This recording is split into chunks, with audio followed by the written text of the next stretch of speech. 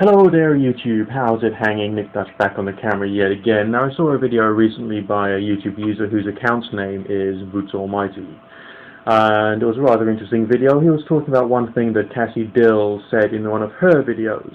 She mentioned that people should be responsible for their creations, and she used the analogy of the story of Mary Shelley's Frankenstein by way of illustrating this.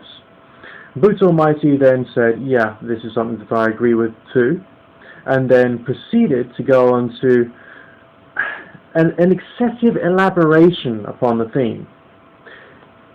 His thesis was that if a person who is Christian develops the concept of God in their mind, they are themselves creating a monster, and therefore that individual is responsible for the Crusades, is responsible for the death of how many witches were persecuted during whatever the burning times really were, plus every other single atrocity and form of violence that seems to have been done in the name of Christianity. I regard this as the most extreme form of fallacy in the world. I was born, in this example, okay, I was born in 1974. Anything that I personally am responsible for has happened from 1974 onwards.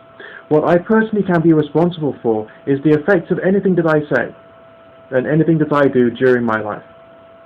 Alright? I can say that if I get involved in a movement, let's say the environmental movement for instance, I can be held responsible for the aspects of that movement that I have some influence in or some kind of involvement with. We cannot say that myself as someone born in 1974 is guilty of the crimes done by an individual who was a member of the environmental movement in 1973. The individual called Bootsalmightly was jumping to a conclusion, and he was also treating religion as if it was politics, and thus he himself was falling prey to his own delusion. And how I personally would elaborate upon this is if he is someone who is promoting the idea that religion and politics are the same, he is, by his own reasoning, directly responsible for any forms of beheadings in the Middle East, any forms of jihad war, and the fall of the Twin Towers. That's by his reasoning, and not by mine.